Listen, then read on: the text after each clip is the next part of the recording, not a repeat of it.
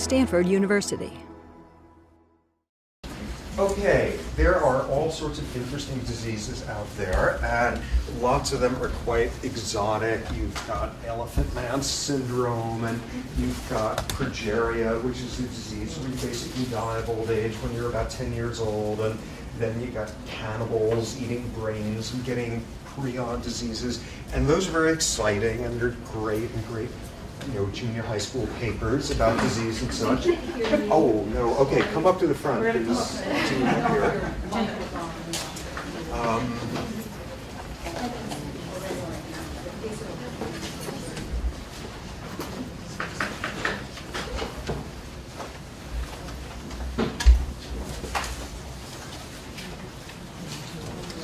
See, a couple more seats. There's a fan back there that's okay. So there are all sorts of these great made-for-TV movie diseases out there. But when you want to come to, say, basic meat and potatoes of human medical misery, there is nothing out there like depression. Depression is absolutely crippling. Depression is incredibly pervasive and thus important to talk about. I'll make the argument here today, a number of things, but one critical thing being that basically depression is like the worst disease you can get. And I'll make the argument for that in a bit. It is devastating. It is wildly common. Current estimates are 15% of us in this room will have a major depression at some point or other in our lives. So that is not good. What is also clear is it is worldwide. Currently, World Health Organization says depression is the number 4 cause of disability on this planet. And by the year 2025, it's going to be number 2 after obesity, diabetes-related disorders. So it is bad news, and it is becoming more common. Okay, so what I'm going to talk about today are seemingly 2 very, very different topics and tie them together at the end. And what the main point is if you live inside only one of those topics, you're not going to understand this disease at all. First topic being, what does biology have to do with depression? Second topic being, what does psychology have to do with it? Okay, so starting off, first giving a sense of symptoms. And right off the bat, we've got a semantic problem, which is we all use the word depression in an everyday sense. You get some bad news about something, you know, to replace the transmission in your car, somebody disappoints you enormously, and you feel bummed, you feel depressed, you were down for a few days. That's not the version of depression I'll be talking about. Next version, you do have some sort of large, legitimate loss, setback, whatever, losing a job, unemployment, death of a loved one, and you are extremely impaired by a sense of malaise for weeks afterward. And then you come out the other end. That's sort of what I'll be talking about. But even more so what I'll focus on is the subset of individuals who, when something like that occurs, falls into this depressive state, and weeks and months later, they still have not come out the other end. Terminology, the everyday depression that we all have now and then, that sort of version. The second one, the something awful happens and you feel terrible for a while and then come out the other end, a reactive depression. The third version, where you are flattened by it for long periods afterward, a major depression. And what you also see with people with major depression after a while is it doesn't take something awful externally to trigger one of those again. Okay, so what are the symptoms about? If I had to define major depression in one sentence, I would say it's a biochemical disorder with a genetic component and early experience influences where somebody can't appreciate sunsets. And that's what this disease is about.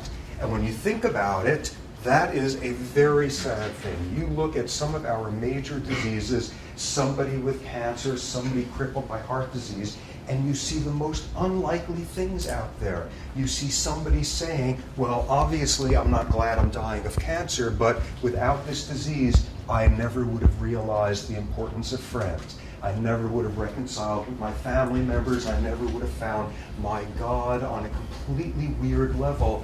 I'm almost glad this has happened to me. Humans have this astonishing capacity to derive pleasure out of the most unlikely domains. What could possibly be worse than a disease whose defining symptom is the inability to feel pleasure? Thus, at the top of the list, anhedonia. Hedonism, the pursuit of pleasure, anhedonia, the inability to feel pleasure, that is what a depression is about.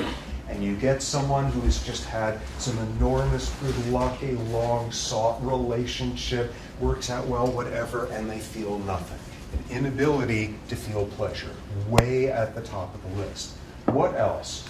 Grief, guilt, and that's where we got the semantic problem again, which is the everyday sort of depression. Something happens, bumps us out, and by definition, we are feeling some version of grief. Often we start obsessing at that point over some miserable thing we did to somebody 12 years ago and sort of despair in that.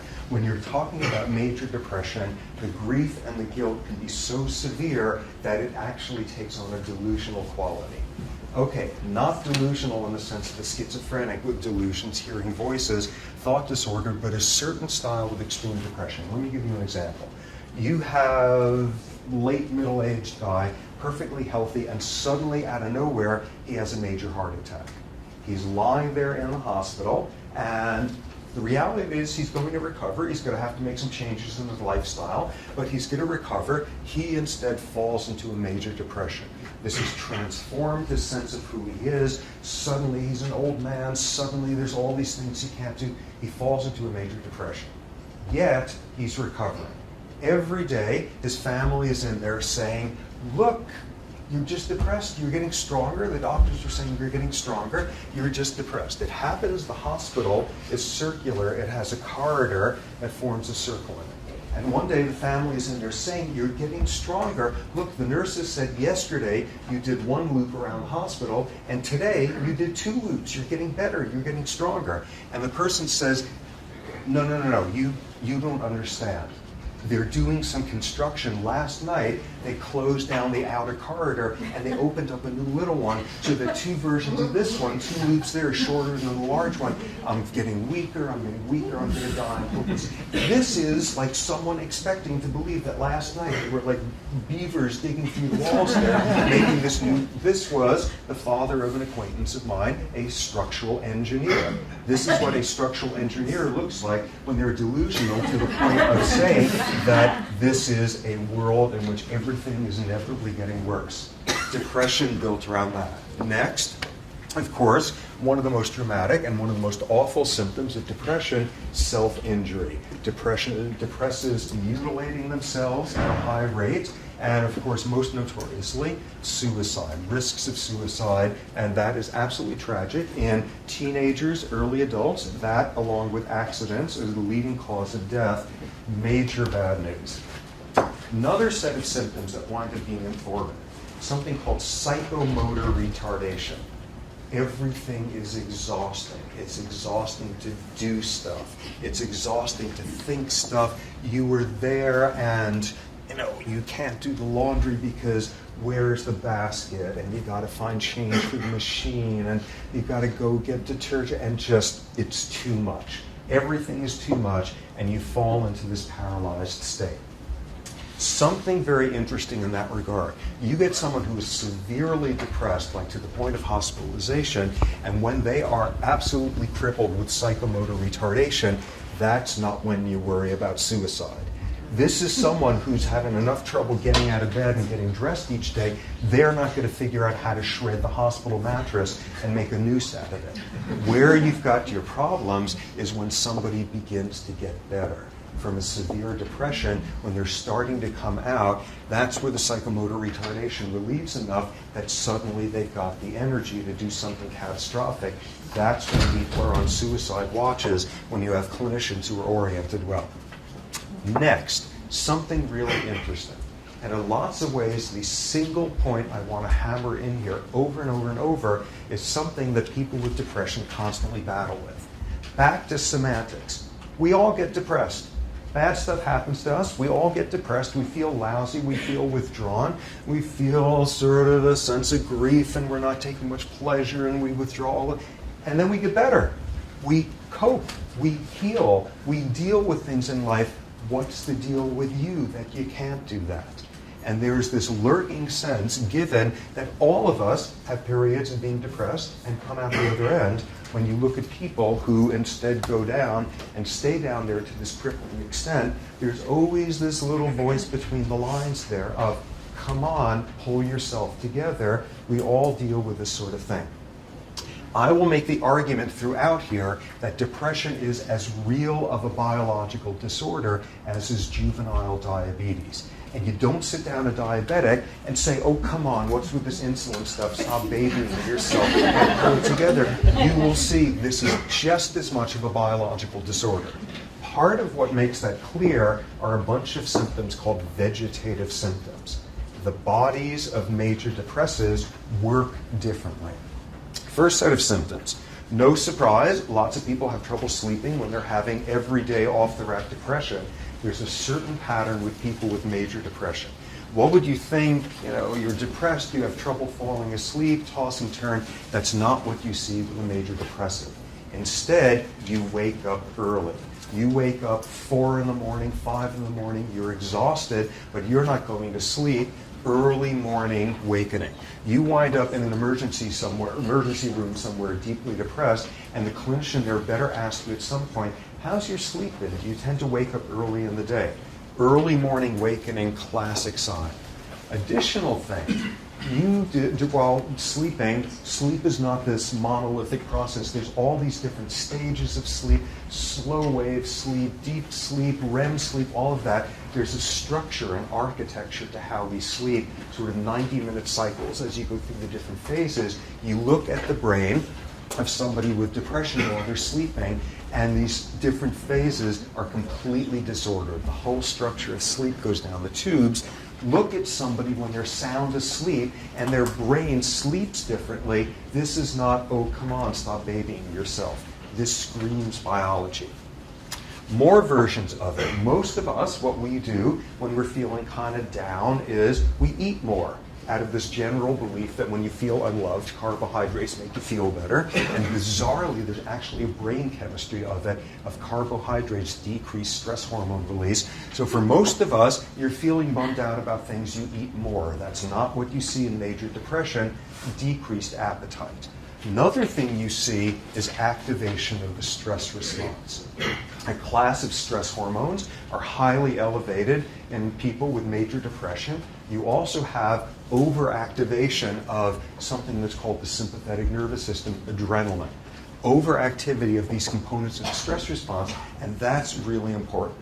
Because you look at someone with a major depression who's just mired in this psychomotor retardation stuff, and there's this temptation to start thinking about them as some sort of like sea sponge, some invertebrate thing where you're just so wiped out, you can't even get out of bed. It is just debilitating in that sense. That's not what's going on during depression.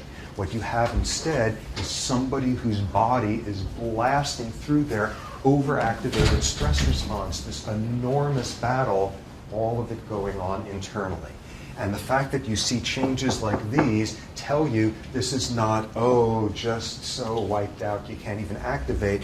This is someone whose body is having a massive stress response 24/7. There's a huge battle going on, and it's all internally, increased metabolic rate, increased muscle tone, all of this, again, screaming biology.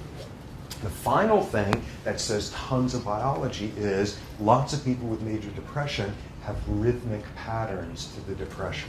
You will get somebody where they will fall into a depression, where it will have 2 months of extreme severe symptoms, debilitating, come out the other end, and a year and a half later, the exact same pattern, a year and a half later, exact same thing. You have some people who only get their depressions during the winter. Something known as seasonal affective disorders, SADS, and this is someone where something horrible happens to them in June, and they feel sort of sad for a couple of weeks, and they come out the other end, and nothing happens in January, and they fall into a depression, and they're hospitalized for a month and a half, just like every January for the last 10 years. And you see that, and that is all about biological clocks that are out of whack there. It's biology. This is not, oh, come on, pull it together. Okay, so hopefully what that begins to introduce is the notion, amid all these debilitating symptoms, these are ones that are about biology. These are bodies working differently. So starting to focus in more on the biology of it. What's going on in the brain in major depression? What I'll start off with is the chemistry of it. Okay, what we got here, do not panic if you are not sort of familiar with this and have not wanted to think about science since high school sort of thing. You got two brain cells, you got two neurons. The way they talk to each other, they don't actually touch each other. In order for one neuron to send a message to another one, it needs to release a chemical messenger that goes floating over here and does something or other to this neuron. Chemical messenger called a neurotransmitter. And here we have a case of this, and by law, all neurons go from left to right. So this is a cell that continues down this way. It's all excited. It's trying to pass on some news to this neuron. There's a space in between called the synapse. And what this one is doing, because it's all excited, it has these little water balloons filled with neurotransmitters. Excitation signal comes along, dumps the neurotransmitters. They go floating across the synapse, bind to a receptor there, and then suddenly, something changes in this neuron. That's how neurons talk to each other. How many different types of neurotransmitters there are? Probably hundreds. And what will be pertinent here is, in depression, there's just a handful of them that seem to be implicated. First neurotransmitter, something called norepinephrine. Norepinephrine first got implicated in depression in the early 50s, in the early 60s rather. What was the evidence? Around that time, the first generation of antidepressant drugs had been developed, something called MAO inhibitors. What do they do? Okay, so you got your neurotransmitters released because this neuron's excited. What do you have to do? It comes out, it does its thing with receptors, and then you have to clean up after yourself. You've dumped all this stuff in the synapse. What do you do then? You got two options. You can take the neurotransmitter and you can be green in your orientation. You can recycle it. You could take it back up in here and stick it back into one of these. You can do this recycling business. Or you could be terrible and carbon footprint. You can throw out your neurotransmitter. There's enzymes sitting around here that break it up and flush it down the toilet. What's the toilet? Out into your cerebral spinal fluid, your bloodstream, your urine, whatever. So either recycling or degrade this stuff. So what do these MAO inhibitors do? They inhibit the activity of this enzyme that breaks down norepinephrine. Okay, so what's the logic there? So you inhibit the activity of this enzyme. You don't break down norepinephrine, so it's just floating around there, and for lack of anything else to do, it hits the receptor a second time, and a third time, and a gazillionth time. And suddenly, somebody's depression goes away. What's your theory have to be at that point? Ooh, I bet there wasn't enough norepinephrine coming out. You find a means to increase the signaling, somebody gets better, and you now hypothesize there's a problem with too little norepinephrine. By the late 60s, another class of antidepressants came in, called tricyclic antidepressants. What do? Essentially the same exact thing. What they do is they gum up this pump that recycles the stuff. Norepinephrine doesn't get removed from the synapse, has nothing else to do, hits the receptor second, third, 10th time, person feels better. Ooh, I think the problem in my theory is too little norepinephrine coming out. Thus, the norepinephrine hypothesis. More evidence for it. There are classes of drugs that will decrease your norepinephrine release. Why would you want to do that? In some parts of the body, an excess of norepinephrine has something to do with high blood pressure. So you take a class of drugs, something called reserpine, and what it does is it disintegrates these things. And thus, you don't dump as much norepinephrine. Major side effect in lowering somebody's blood pressure that way is they fall into a depression. So you take a depressed person, you find a way of boosting up their norepinephrine signaling, they feel better. You take a normal person, you drive down their norepinephrine signaling, they get depressed. There's got to be a problem here of too little norepinephrine. So that's incredibly convincing. So at this point, what you got to say is, okay, great, that's convincing, that's irrefutable. What does norepinephrine do? And people figured it out in the 50s, and it's got something to do with this.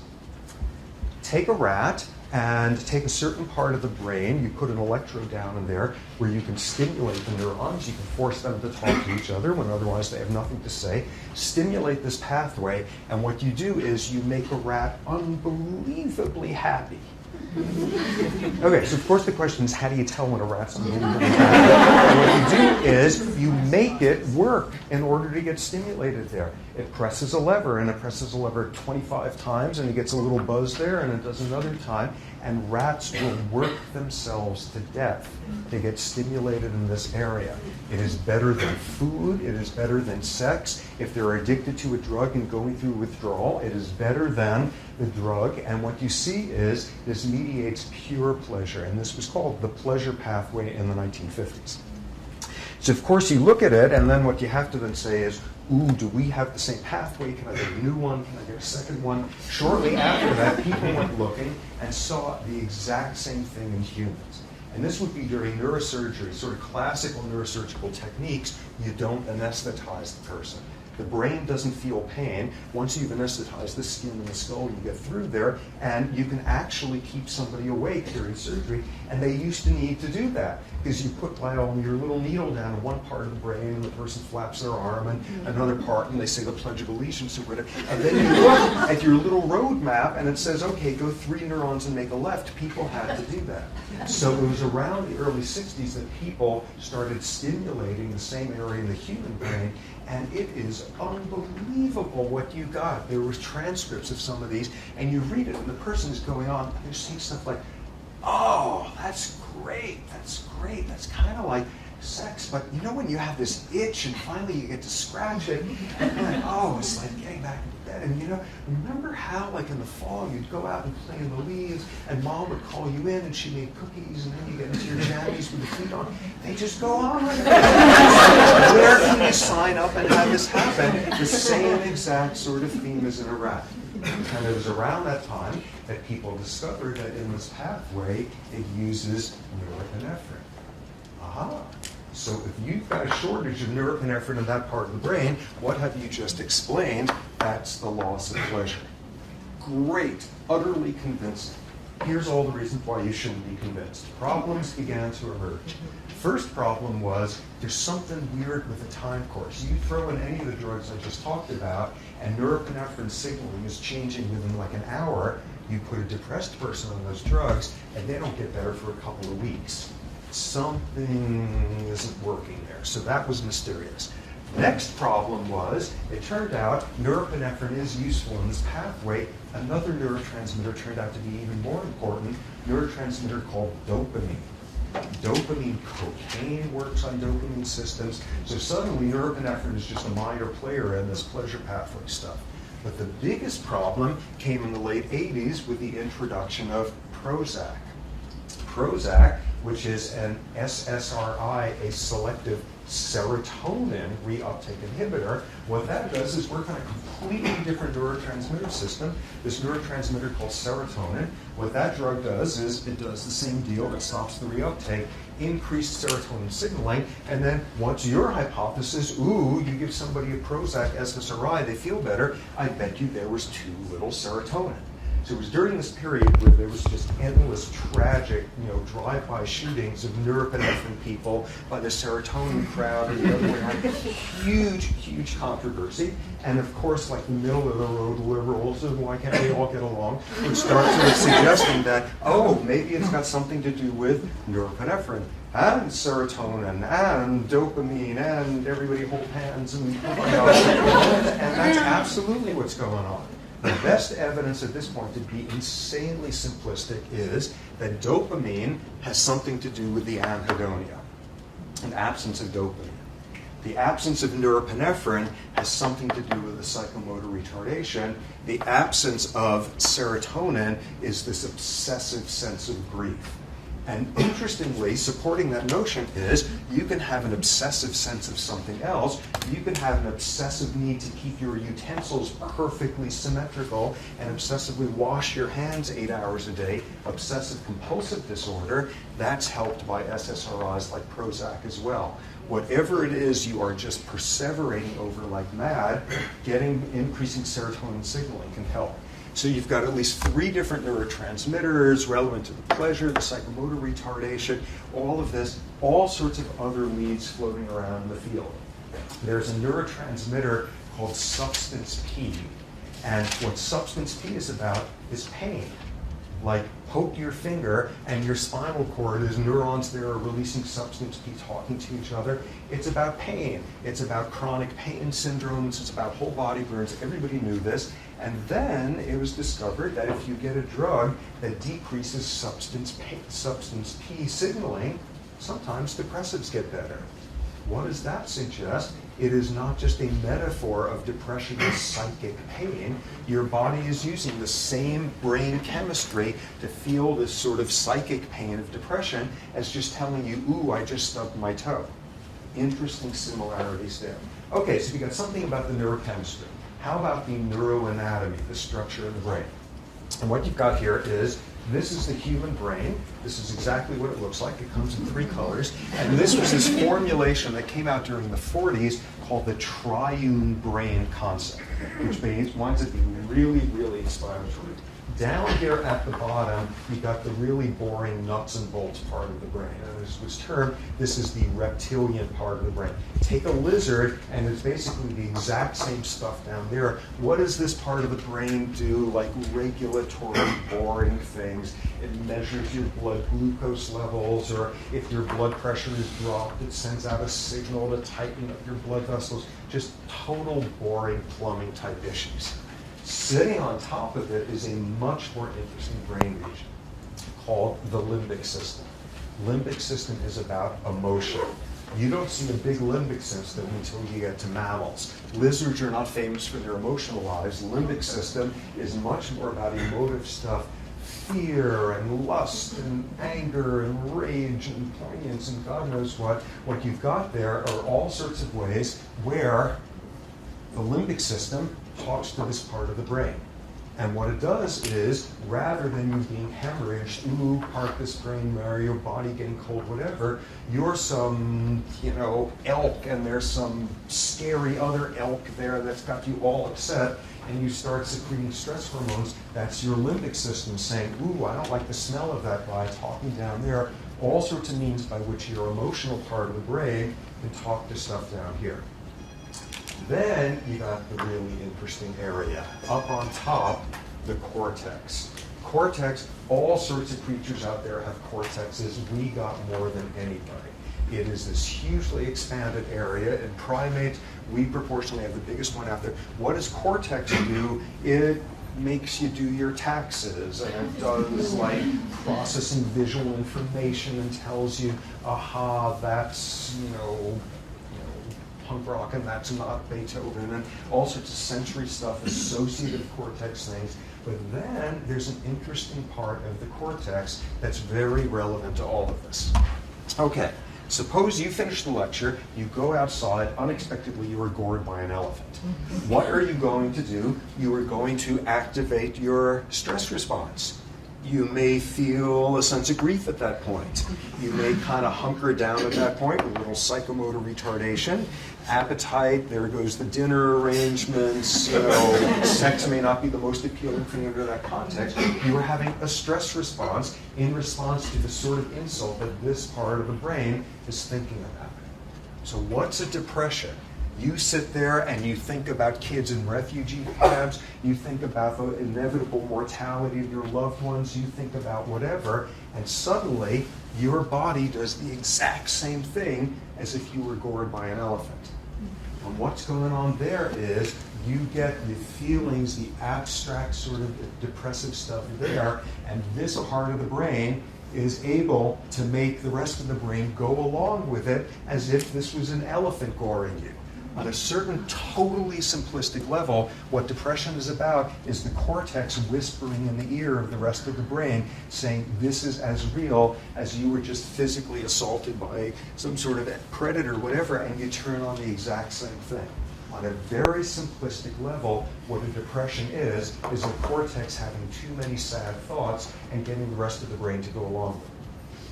Okay, so that's how you think about depression, which is insanely simplistic. You can come up with an insanely simplistic treatment for depression, which is get yourself a pair of scissors and just and separate that part of the brain from the rest of it, and you're home free. That's it. Oh yeah, right. Well, that's certainly an advance in medicine. That is a medical procedure.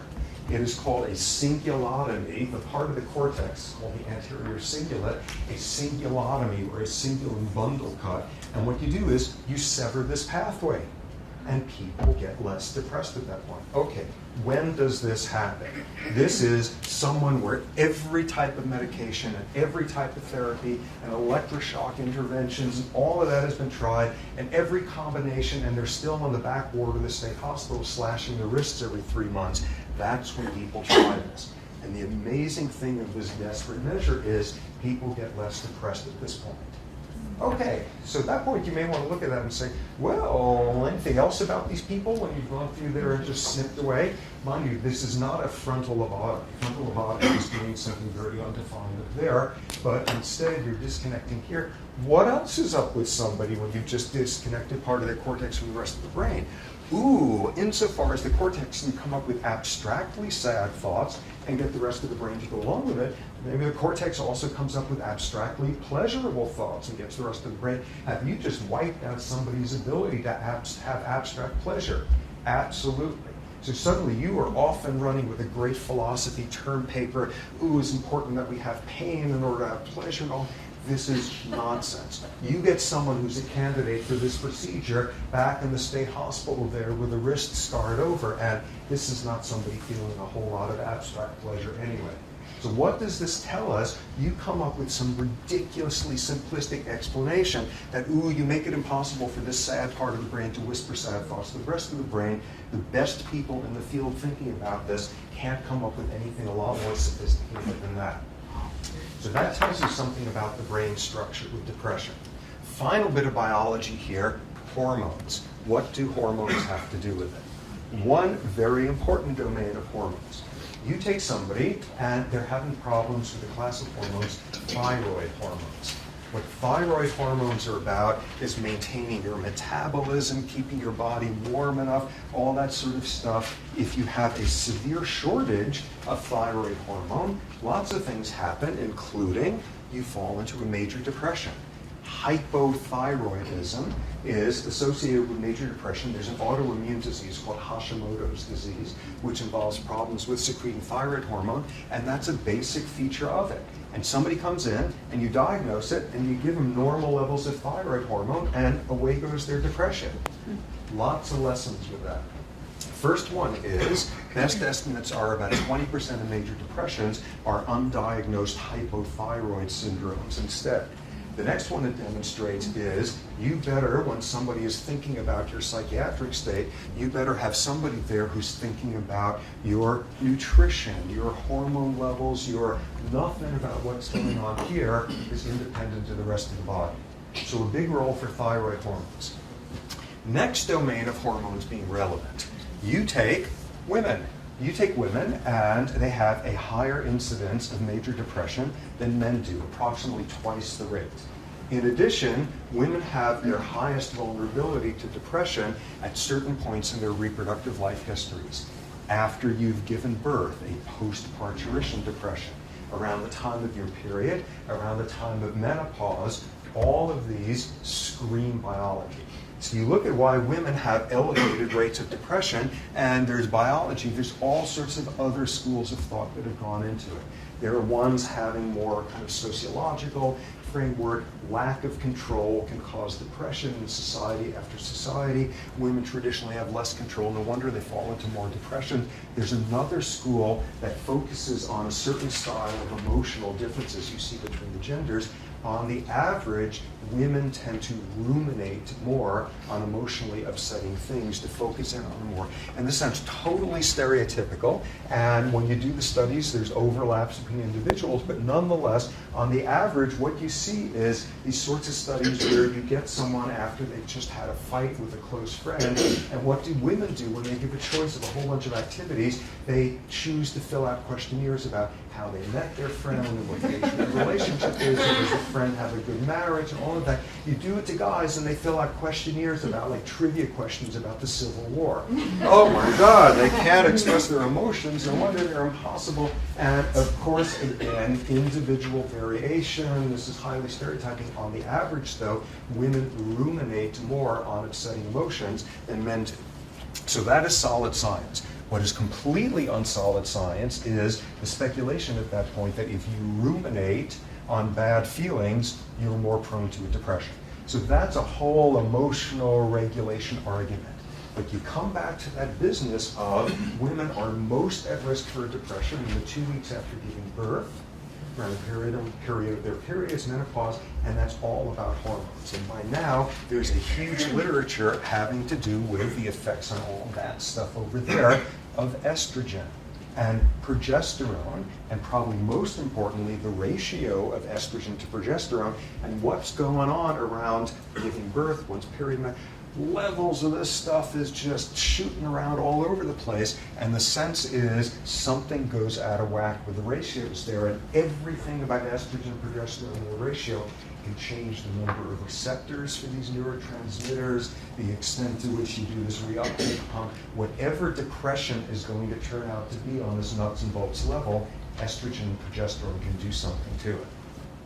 Final class of hormones that are relevant. A class of hormones released during stress. Okay, what's the most famous stress hormone on earth? Adrenaline. Adrenaline is this vastly overrated hormone that I despise because there's a much more important stress hormone out there to which I've devoted the last 30 years of my life. Class of stress hormones called glucocorticoids. They come out of your adrenal gland during stress. The human version is hydrocortisone, also known as cortisol. All sorts of other species out there, you secrete these glucocorticoids when you are stressed. You look at people with major depression, and about half of them have elevated levels of glucocorticoids through the roof. There is something out of whack with the regulation of this stress hormone during depression. What's that about? That's back to people with depression are not invertebrates sitting there in their beds. These are bodies undergoing massive stress responses. There's a huge emotional battle going on, all of it inside their heads. So elevated stress hormone levels. What's very clear is you get exposed to a lot of glucocorticoids, and you're more at risk now for a depression. You can see this epidemiologically. You get people, and statistically, before their first major depressive episode, something awful, stressful occurs. And that's where this happens, and this is the subset of people who stay down there far longer. Have one of those first depressive episodes due to some stressful event, you come out the other side eventually, you are no more at risk for depression than anybody else. Along comes a second major stressor, and you fall into a depression, come out the other end, no more at risk for than anyone else for depression. Somewhere around the fourth or fifth stress-induced depression, something happens and things start cycling on their own there, and you no longer need a major stressor to cause you to get depressed like that. That's when the clocks are off and running. That's the transition. Okay, so major stress can predispose you towards depression. More evidence, there's a disease called Cushing's disease where people secrete boatloads of this glucocorticoid stuff.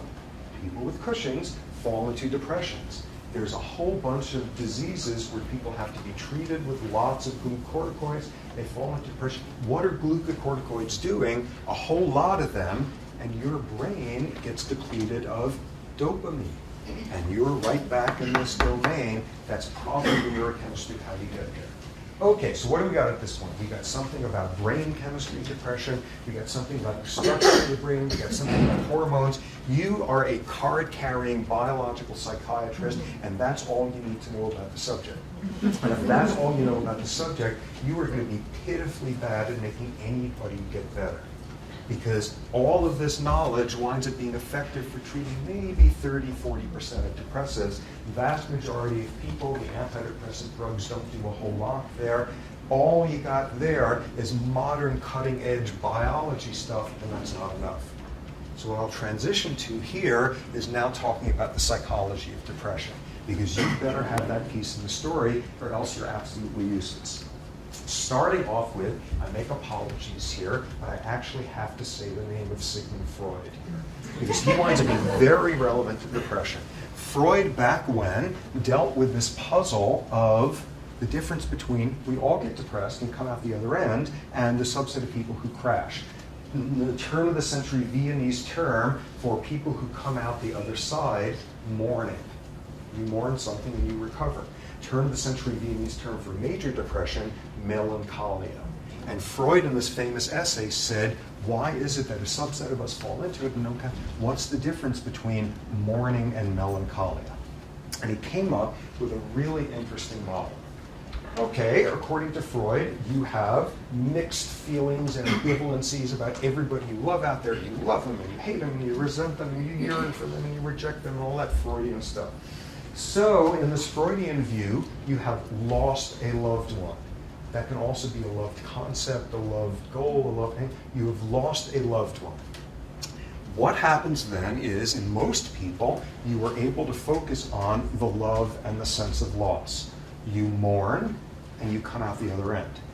In Freud's view, what melancholia is about is the subset of people who can't put the negative feelings in the background, and instead you are awash in the love and the hate and the regret and the pain and the delight and all of that. And what a depression is this wallowing, this melancholic loss in the ambivalencies you have about the lost loved one. It explains tons. No wonder you have the grief. Lose somebody and go through the mourning business and only one thing is wrong, you've lost this loved one. Lose somebody with melancholia and two things have happened. You've lost the loved one and you have now lost the opportunity to ever make things better with them. No wonder you have the guilt. You're sitting there saying, thank God, I'm finally done with this person. They are never going to control my life. How can I think such a thing like that? Sudden crippling guilt, all sorts of other symptoms. And out of this came this wonderful soundbite. Depression is aggression turned inward. Because you've got nobody else out there to have these arguments with. This is the person who you have most loved but most hated, and you've never said the things you needed to hear, and pounding at the door to get them to finally be able to tell them, and now you've lost that opportunity forever, and all you can do is internalize all of that aggression turned inward. No wonder you're not feeling a whole lot of pleasure. No wonder you're secreting stress hormones. No wonder you're not getting out of bed all that readily with the psychomotor retardation stuff. This really powerful soundbite of aggression turned inward. That's great. What isn't great is how in hell do you turn like Freudian ambivalent feelings into something about neurochemistry, or like what do estrogen progesterone ratios have to do with like love-hate ratios? It's great, it feels very intuitive. You can't do modern science on it, which is the problem with the best parts of Freud. Okay, so instead you need to shift over to looking at experimental psychology and understanding what is the psychology of stress. What is it that makes psychological stressors stressful? And an enormous literature now shows that for the same external misery, you feel more stressed, you turn on a stress response, you're more at risk for stress-related disease if you don't have outlets for the frustration caused by the stressor, if you feel like you have no control over what's happening, you have no predictability as to when it's occurring, and you don't have anybody's shoulder to cry on. This is what psychological stress is about. And what a depression is pathological extremes of this. You fall into the cognitive psychology soundbite of what a depression is. It's learned helplessness. It is learning to be helpless. Something bad happens to you, a rat, getting some shocks now and then, you, a human experiencing some loss, and the logical thing you should do is learn, this is awful. When I'm in this situation, there's not a damn thing I can do about it. It's awful, I feel terrible, but this is not the whole world. And what a major depression is about is you sit there and you're that rat, and in this setting, you get uncontrollable shocks, but put you in another setting, and just by hitting the lever a couple of times you avoid the shocks, you don't bother doing it because you've learned to be helpless. Just like a human depression. What learned helplessness is taking a circumstance where by any logic, again, you should be saying, this is awful, but it is not the whole world, and do this cognitive distortion and decide this is indeed the entire world. And I have no control, I am always helpless, I am always hopeless. This is the psychology of what a depression is about. At that point, you don't have a whole lot of trouble seeing how you wind up in here, stress, effects on some of the dopamine, all that sort of stuff. Okay, so we've got two extremely different viewpoints here as to what depression is about. Modern biological stuff, and this totally different world of psychology, loss, lack of control. One version of it, one of the most reliable findings in the whole epidemiology of depression is lose a parent to death when you were under 10 years of age, and for the rest of your life you are more at risk for a major depression.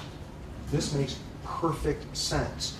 What is a lot of what's going on during your first 10 years of life? You were learning about cause and effect. You were learning about, you're learning, is this a world out there where I have any sort of efficacy, where I have any sort of control? And you have just learned in the most big time awful way, there are things you can't control and sometimes they are awful.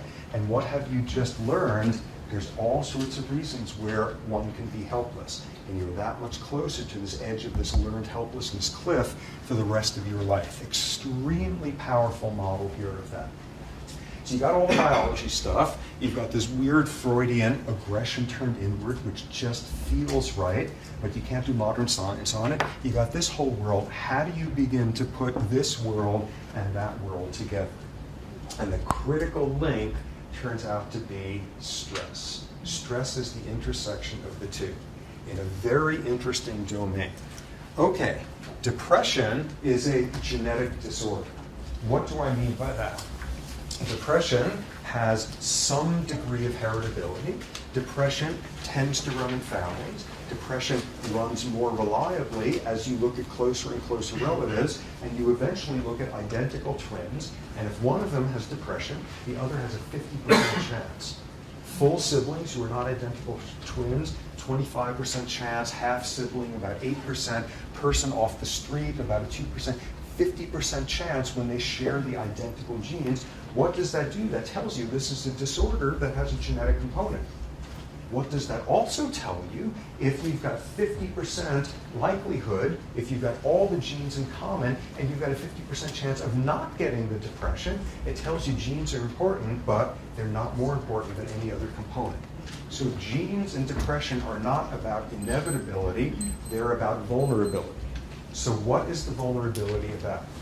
A few years ago, people discovered a particular gene that's really relevant to whether or not you get depression. What was exciting about that? It was a very clear finding. It has since been replicated. What else was exciting about it? It made sense. This was not some weirdo gene having something to do with how your big toe functions. This was a gene having something to do with serotonin.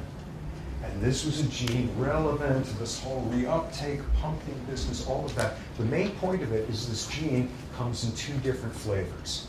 Each one of us has one of the two versions. And you immediately get this prediction, one of the versions, by all logic, should be predisposing to depression. One of them is the one that should get you in more trouble. So what does it look like when you go and study it?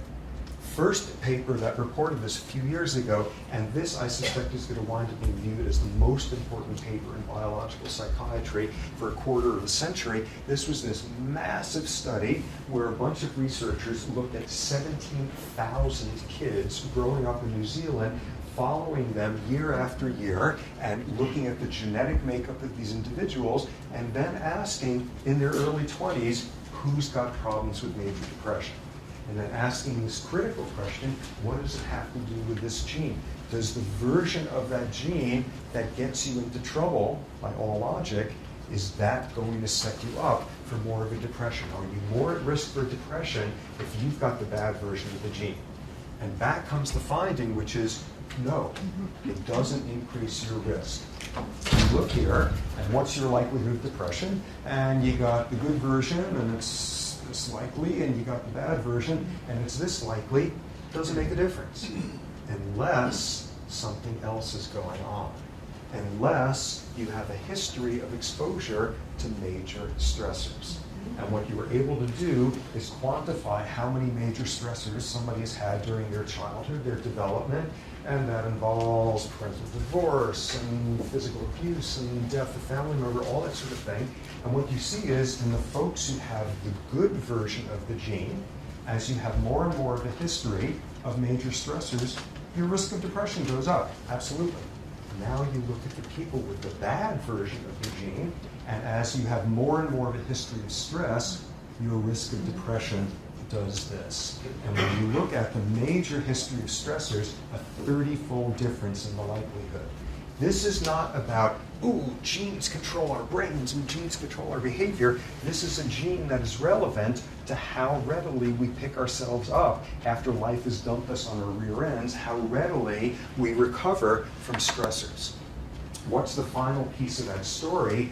Glucocorticoids regulate the function of this gene. All the pieces fall into place there.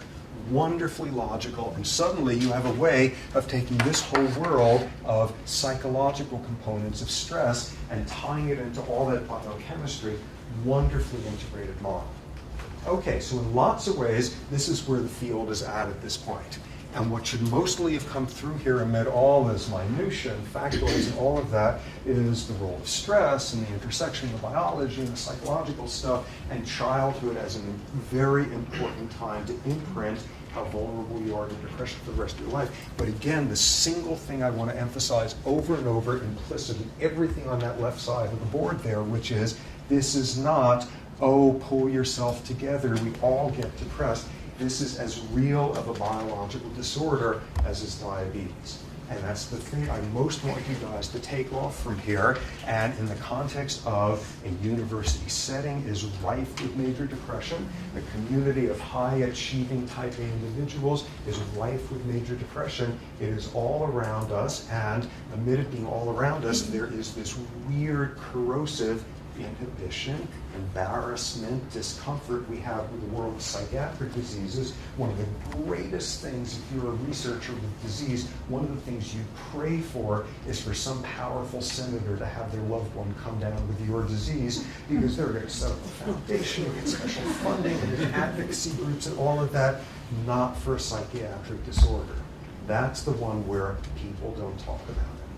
And amid this screaming biology, and this is a devastating disease and all of that, in any place, and especially in a community like this, where everyone is supposed to be golden and functioning and flawless and just gliding through life, this is one of the hardest diseases for people to admit to. So it is there, it's all over the place, and it's biology. And you should be no more inhibited about admitting that you've got something going on that's funny with this type of gene than you would be to admit that your pancreas isn't secreting insulin.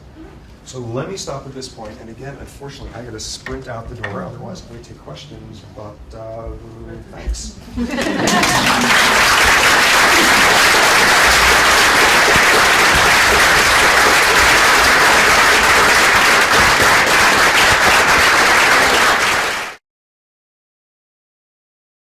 For more, please visit us at stanford.edu.